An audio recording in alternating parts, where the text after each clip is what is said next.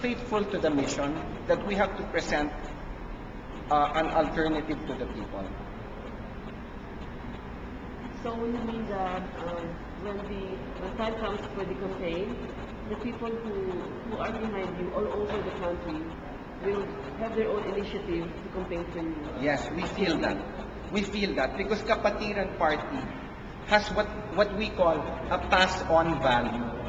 The traditional politicians, they just pay for their ads, and when people hear it, they become numb, they become used to it, and they say that it's just part of their political message that what parang lata, walang laman. But with ang Kapatiran Party, we provide a new message.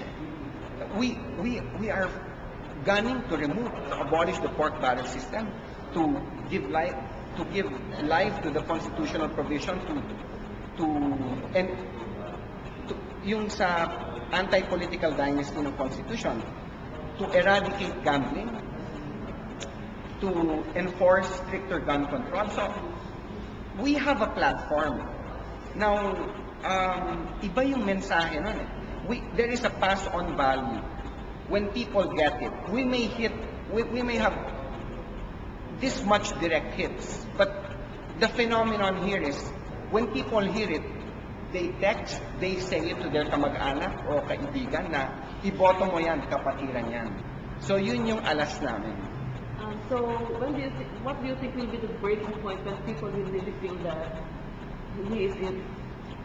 You know, we haven't started to campaign because we follow the law to the letter and to the spirit na yung campaign period is February 16. So hindi pa kami nangangampanya, and yet 0.4% yung SWS rating namin. You know, everybody complains about this country, pero yun nga, it's a moral problem, and the solution is to have delicadeza, to approximate morality, to be proper in your dealings. Ginagawa namin yan. Ang problema, sa sobrang bulok ng sistema, pinagtatawa na naman kami. And so, ano bang gusto natin? So, we're trying to really be an example to the Filipino people on how to get things straight for our nation. We're trying to really respect the institutions, respect the law, and we expect this, and I was quoted for this by the Inquirer. I expect that maraming magugulat sa 2010. If not a win, and I'll say this boldly, we will get a substantial number of votes from the electorate. There are a lot of religious references in your platform. So how do you reconcile this with the separation of church and state and non-establishment? Yeah, I'll let June answer that. Well, the constitutional provision of separation between church and state historically was more directed at the state, prohibition against the state imposing its own religion on the people, and prohibiting the state to harass and to persecute its citizens because of their religious affiliations. It was never meant to be a separation. It was never meant to be a case of separating God from His people. Even the advanced countries of Europe and the United States of America have all their beginnings in a belief in one sovereign Almighty God. And therefore, going back to your question about how do we this bombardment of religious insinuations about our party, how will that? We don't think we are going to violate in any way the separation of church and state. If at all, we believe that precisely because of our adherence to our Christian ideals and our Christian faith and all these gospel values, that we all Christians and Catholics have learned to live with. These are the same values that are guiding our idealism, our principles on good governance, and the service of common good. We believe that any politician, any leader that divorces himself or herself from his or her Christian or religious belief would lack the moral dimension to govern. That's why I think rather than violating a principle, I think in fact we are reinforcing it.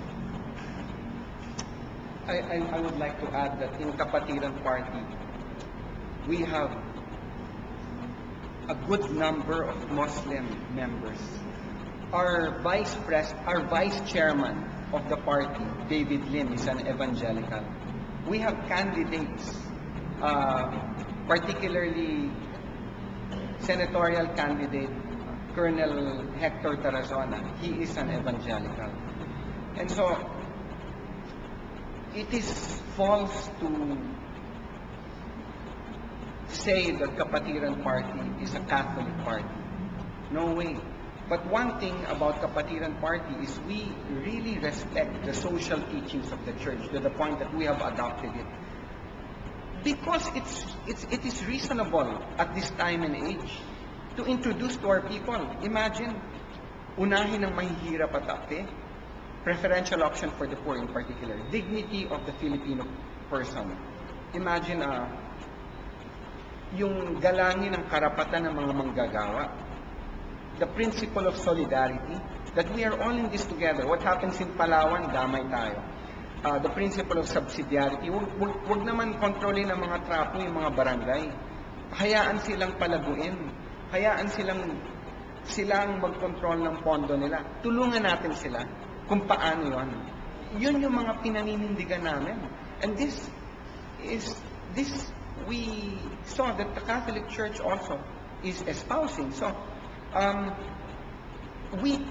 if for example, Kapatiran Party chose a Muslim presidential candidate, the challenge is, or we would like him to be faithful to the Quran, which teaches to love your neighbor. Same thing. If we had a Hindu candidate or a Buddhist, same thing. Loving neighbor is universal. And ang pinaka linalabanan natin is the secularization of the state, which is happening in America and Europe. That tanggalin na natin ang Diyos, huwag na natin pag-usapan ang pananampalataya. Di tinanggal mo na rin ang konsyensya.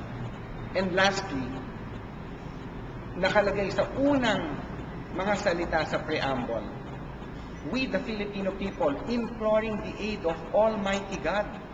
So I would not say that is the Christian God. I would say there needs to be a higher accountability. Kung nag-swear tayo, kung kunyari, nakalala ko ng pagkapangulo, nandun rin na yung presidential oath, who are you swearing to? Who are you oath-taking to? Is it you are oath-taking to God? Because society cannot trust you more than you can be trusted.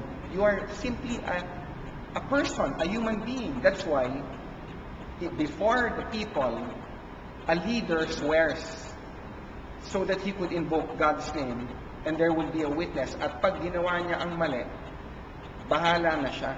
Yun yung pinaglalaban ng Kapatiran. I have a question.